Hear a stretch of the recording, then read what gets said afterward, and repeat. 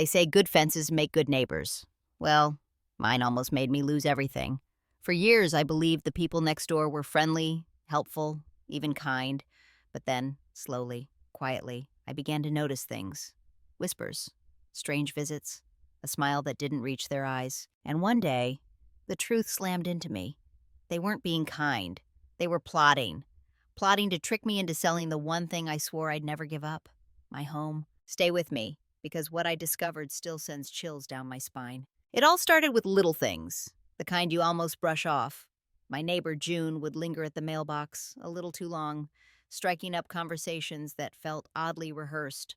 Her husband, Carl, began waving more often than usual, stopping by with small talk that always circled back to the same question. Have you ever thought of moving? At first, I laughed it off. This old house? No, it's been mine for too many years, too many memories. They'd smile politely, but their eyes flickered, as if my answer wasn't the one they wanted. Then came the notes. Flyers slipped under my door. We buy houses fast, with a number circled in red. Some had no company name, just scribbled handwriting. Anonymous, almost desperate. I figured it was coincidence. Maybe the neighborhood was changing. Maybe developers were sniffing around. But soon, the coincidences stacked up. One morning, I found a letter in my mailbox with no return address. It said, "Your home is losing value. Don't wait until it's worthless." My hands shook as I read it. Who would send such a thing? Later that week, Carl stopped me in the yard, glancing around before speaking in a low voice. I heard some people are looking at buying houses on this block. Prices might not stay high forever. You might want to think about cashing out now, while you can. His words slithered into my ears like poison. I tried to push them away, but they stayed, echoing late at night when I stared at the ceiling. I told myself they were just being nosy. That was until the strange calls began. The phone would ring, and a voice, sometimes male, sometimes female, would ask if I was interested in selling. When I said no, they'd hang up immediately. Something wasn't right. One afternoon, June came by with a plate of cookies. She smiled sweetly, but before long she said it again. You know, this house must be a lot to take care of at your age. Don't you ever get tired of it? Wouldn't it be easier to downsize? That word, at your age, hit me like a slap. I realized then this wasn't friendly advice. This was pressure. Subtle, persistent pressure. I looked around my living room that night at the pictures on the walls, the old armchair by the window, the worn but steady floorboards. This wasn't just a house. This was my life. My children grew up here. My husband and I shared decades under this roof. The thought of being pushed out, manipulated into leaving, made my stomach twist. And yet, a seed of doubt had been planted. Was I being foolish holding on? Was my home really losing value? Why were they so interested? I didn't know it then, but the truth was darker than I imagined. The turning point came one Saturday morning. I was watering my roses when I saw June and Carl talking to a man in a suit by their driveway. He was holding a clipboard, pointing toward my property. I froze, hidden behind the hedge, straining to hear. The man's voice carried just enough. If she sells, this whole strip is yours. You'll double your lot size. Developers will pay big. My chest tightened. If she sells. He meant me. They were already making plans, as if my house were theirs. I ducked back inside, my heart hammering. For the first time, I wasn't just suspicious. I knew. They weren't offering advice. They were scheming, circling me like vultures. That night, I couldn't sit still. I paced my kitchen, running through everything in my head, the notes, the calls, the whispers. It was a setup, all of it. They wanted my land. But why? The answer came the following week when I noticed survey markers, little orange flags, stuck in the ground near the back fence. I hadn't put them there. I asked around, and a kind neighbor down the street, Mrs. Harris, told me what she'd heard. "There's talk of a new shopping center," she whispered. "Developers want this block, but your property, yours, is the biggest piece. Without it, they can't go through." It hit me like a thunderclap. My home wasn't just a house. It was the key, the piece they needed to cash in. And suddenly, everything made sense.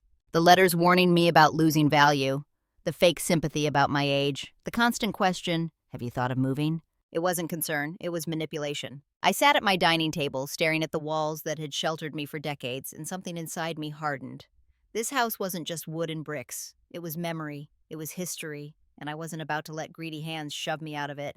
But if they thought I was an easy target, an old woman too soft to fight back, they were about to find out how wrong they were. So I made a decision. I would dig deeper. I would watch. I would listen. And when the time came, I'd show them that I wasn't the one about to be fooled. Because if they had secrets, I would uncover them. I started paying closer attention. Every movement, every conversation. I kept a notebook on the counter, jotting things down like a detective. One evening, while taking out the trash, I caught sight of Carl standing in my driveway. He jumped when he saw me, muttered something about just checking the property line, then shuffled away. My skin prickled. He wasn't checking a line, he was snooping. A few days later, June dropped by again, this time with a casserole. She smiled too brightly, her words too polished. "You deserve an easier life," she said, setting the dish down. "Don't you want to travel? Be free from all the responsibility?" Travel. Responsibility. It all sounded so rehearsed. That night, curiosity gnawed at me. I pulled out my laptop and did some digging. With a few searches, I uncovered property records, zoning permits, whispers of redevelopment. And there it was, a plan filed by a developer to buy up this block, flatten the homes, and build a new complex. But the catch? They couldn't start without my lot. My home was the keystone. And who had signed the interest list for potential sellers? My neighbors, June and Carl, right at the top. The air went cold around me. They weren't just trying to push me out. They were setting themselves up to profit. If I sold cheap, they'd cash in big once the developer came through. I slammed the laptop shut, my heart pounding. My mind raced with images of bulldozers tearing through my garden, the porch swing gone, the tree where my kids once played cut down for asphalt. Not on my watch, but how could I fight back? I wasn't a lawyer. I wasn't a businesswoman. Just one woman in her home, armed with memories and a stubborn heart. That night, I barely slept. The next morning, I brewed my coffee, stared out the window at the rising sun, and whispered to myself, if they think I'm weak, it's time to show them I'm stronger than they ever imagined. So I started gathering copies of every flyer, every anonymous note, every strange message on my phone. I even set up a small camera by my porch, just in case they tried anything bold. And then, almost as if fate wanted to reassure me, I got an unexpected ally. Mrs. Harris, the neighbor down the street, knocked on my door. She leaned in, her voice low. "They're talking again," she said. "They told someone at the market you're ready to sell, that you're desperate." Desperate? I felt my cheeks flush with heat. I wasn't desperate. I was furious. "Let them think that," I muttered.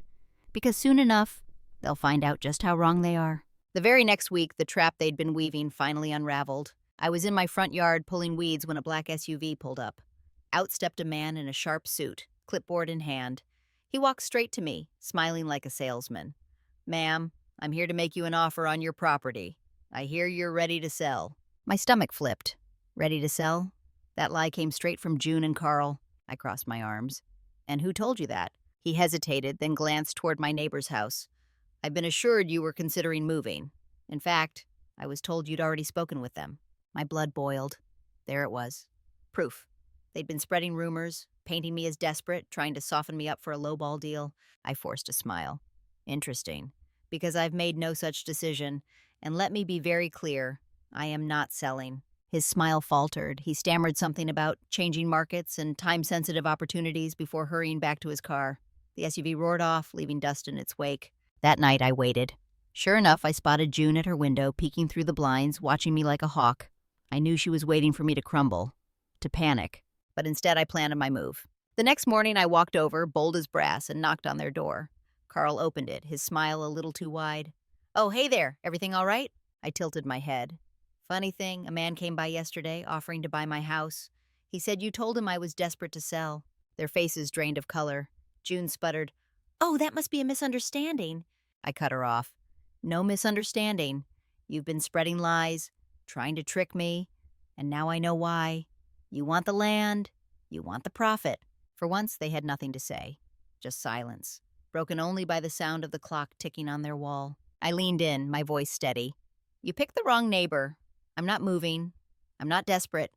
And I sure as hell won't be bullied out of my home." Their eyes darted nervously. I could almost see the gears turning in their heads, their little scheme crumbling around them. I turned and walked back across my yard, my spine straighter than it had been in years.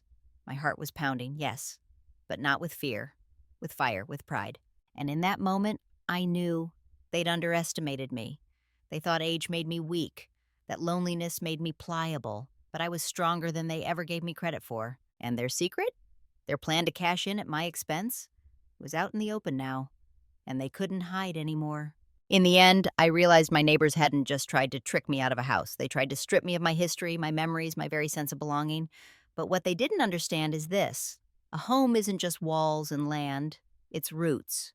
And roots don't pull up so easily. Their scheme fell apart the moment I stood firm.